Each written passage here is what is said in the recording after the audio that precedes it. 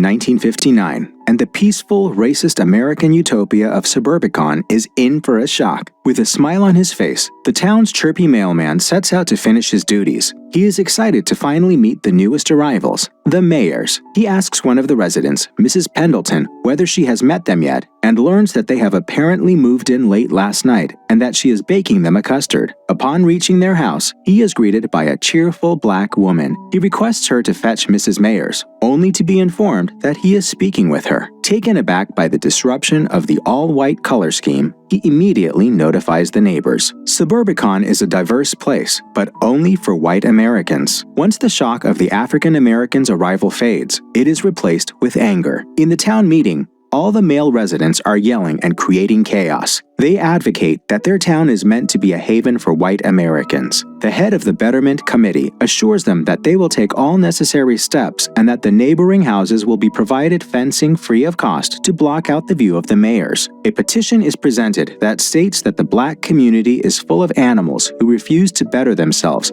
and hence must not be allowed till they can prove their worth. Rose Lodge and her identical twin sister Margaret are sitting on the porch of Rose's house. Rose is paraplegic and confined to a wheelchair. She is worried that the property prices in the neighborhood will drop, making it difficult for her and her husband to sell the house and move. Right next to them, Rose's son Nicky is playing with soldier figurines. He is a simple boy who loves his mom and his aunt. Nicky does not have a lot of friends and instead prefers to keep to himself. Maggie asks Nicky to go play baseball with the mayor's boy, who was around the same age as him. Being an introvert, he is reluctant but obeys when he is bribed with some butter cookies. Approaching the fence between the two fences, Nicky calls out to Andy. He asks him whether he plays baseball and invites him to play behind the Nazarene church. The two boys make their way towards the church, causing a lot of heads to turn in their direction. Later that night, Nicky and Andy are tucked into their respective beds, listening to the radio. Outside the mayor's house, men are patrolling to keep the family in check. Nicky notices a commotion outside his bedroom, and shortly after, his father, accompanied by some strange man, enters his room telling him to wake up. He tells them that there are intruders in the house and that he needs to come downstairs. Nicky's father, Gardner, is a simple, mild-mannered family man. He loves his wife and son, or does he? When Nicky gets downstairs, he finds his mother, his aunt, and a fat guy who is sitting in Rose's wheelchair. They are being robbed. Sloan, the fat guy in the wheelchair, and Lewis, the tall, slender man who went with Gardner to wake Nicky up, order Gardner to make them a drink and serve it on a tray. After downing his, Lewis plops on the couch next to Nicky and Maggie, while Sloan asks Rose to put her hands around him so that he can transfer her to the wheelchair. Being the loving husband that he is, Gardner growls to Sloan that he will be the one to carry his wife. The tension between Rose and Gardner is evident when she looks him in the eye and mentions that she does not mind being lifted by a strange man. Sloan asks Rose whether she has polio and is informed that she had been in a car accident. Gardner was driving. Thankfully, no one died. Awkward and confused,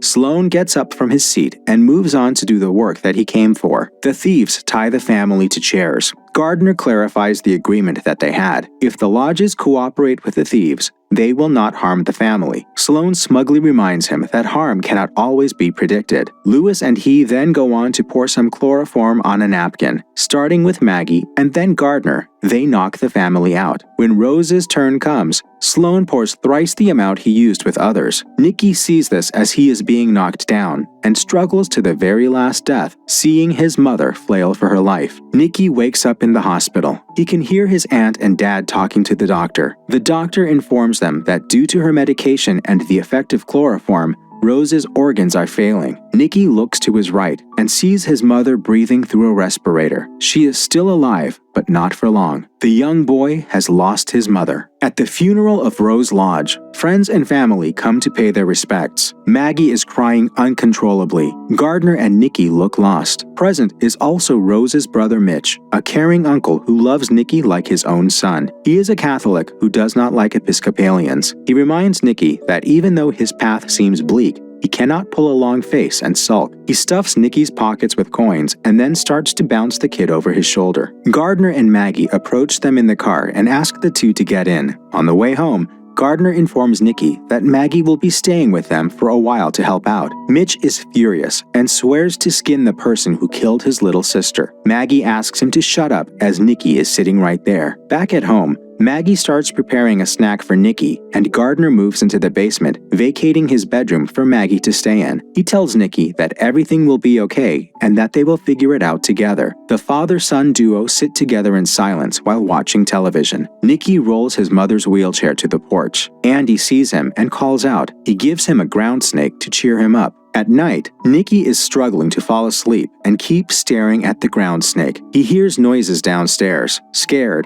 he runs out of his room and calls out to his father. Gardner comes out from the kitchen with Maggie and asks her to put the child to bed. While putting him to sleep, Maggie tells Nikki that he is part Irish on his mother's side, and St. Patrick is his patron saint. They pray to him together. The next morning, Maggie and Nikki leave home to go to the grocery store where Maggie works. At the bus stop, they run into a group of Suburbiconian housewives who express their condolences. Mrs. Pendleton mentions that Suburbicon has always been a safe place until the mayors moved in, and blames them for what happened to Rose Lodge. Nikki goes to the store with Maggie and helps her out by filling the baskets of customers. Gardner goes back to work. He is greeted by a bunch of long faces, all saddened by the untimely death of Rose. After getting calls from colleagues expressing their deepest regards, Gardner orders his secretary Linda to hold all his calls. He then receives a call from the captain of the local police department. The man, Hightower, informs him that they have caught 2 men that match the description of his wife's killers. He requests him to come over and take a look. At the police station, Gardner sees Maggie, who has brought Nikki along with her. Not wanting his child to be subjected to this scarring process,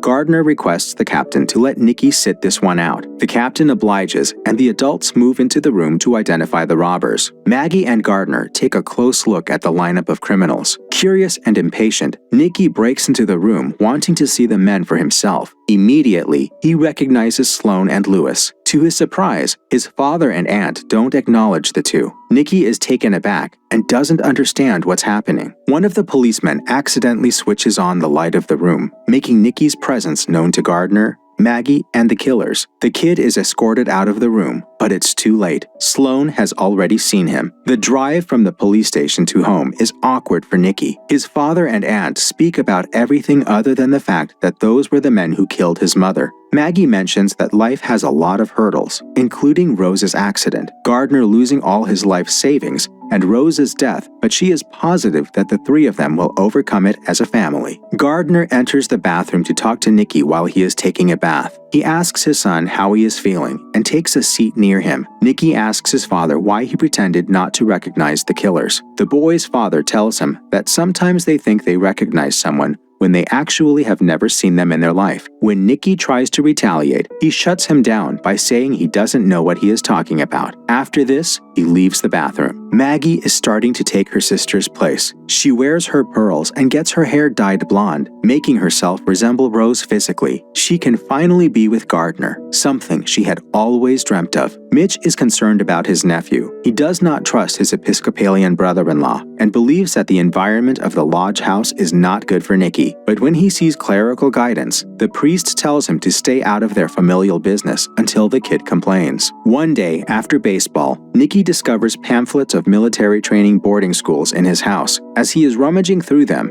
he hears screams and noises from the basement. He grabs a knife and slowly makes his way down there. Fearfully, he switches on the basement light, only to find his aunt and father having sex. Shocked, Nikki turns the light back off and walks away. Disappointed by what he has discovered, Nikki refuses to have dinner with his aunt and tells her he does not want her to stay in the house anymore. Angry at the boy's response, Rose tells him that he is being silly and he will only have the right to refuse a meal when he starts to earn money for himself. Afraid of his aunt and father, Nikki tries to call Mitch for help. He is unable to reach him. Back at Gardner's office, Sloan and Lewis decide to pay him a visit. Instead of a handshake, Gardner is greeted with a punch to his face. Sloan asks him to take care of his son and pay up for the crime that Gardner hired them for. After being left alone and all bruised, he gets a call from Mitch informing him that Mrs. Lodge called and left a message for him. Knowing that it was him who called and furious, Gardner has a little chat with Nikki. He tells him that his mother had indulged him his entire life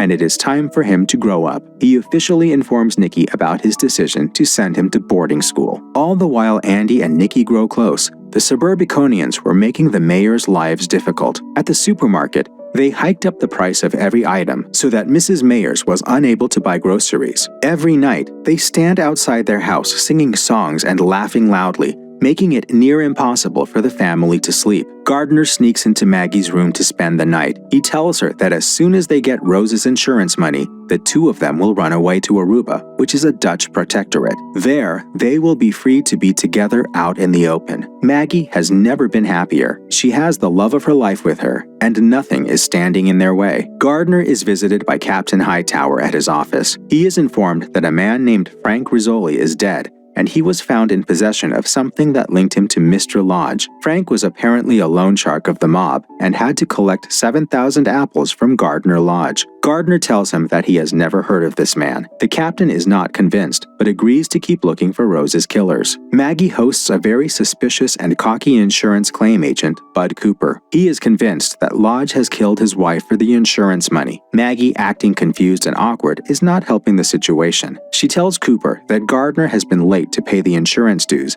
because he lost all of their life savings. Cooper catches Maggie in a lie by asking her why Gardner increased the amount of Rose's insurance when he did not actually. Before he leaves, he tells Maggie that he will be back in the evening to have a chat with Gardner. Sloan orders his partner to go to the lodge house and kill Maggie and Nikki. Lewis is reluctant. He does not want more blood on his hands, but Sloan leaves him no choice. This is their only option to get Gardner to pay up. When Gardner gets home, Maggie tells him about Bud Cooper and the lies he told to confuse her. Soon after that, they are again visited by Bud, who seems amused by the commotion outside the mayor's house. He asks Maggie to make him a cup of coffee and starts to discuss the life insurance policy with Gardner. In an effort to strike a deal, Cooper tells Lodge that he will not report him to the police if he gives all of the insurance money to Cooper. Gardner does not take well to being challenged. He threatens to kill Cooper, but the threat falls flat. Waiting for Gardner to make a decision, Cooper takes a sip of his coffee and screams. Maggie has poisoned the coffee by adding lye to it. To ease the burning, Cooper drinks water, but it does not make any difference. He runs out on the street to get some air, but is followed by Gardner holding a fireplace poker. Gardner knocks Cooper out by hitting him on the head and then stabs him in the face. The commotion outside the mayor's house has become a riot. People are yelling and throwing stones in order to injure the family. They set fire to their car and hang a Confederate flag from a broken window. Gardner takes advantage of this chaos and stuffs Cooper into the trunk of his own car. He drives him to an abandoned location and leaves him there. At home, Maggie crushes pills and adds them to Nikki's food. She goes upstairs to his room, but the kid refuses to respond to his aunt. He calls up his Uncle Mitch and notifies him that he is in danger. Lewis barges into the house. Maggie tries to tell him about Aruba and her plans for the future,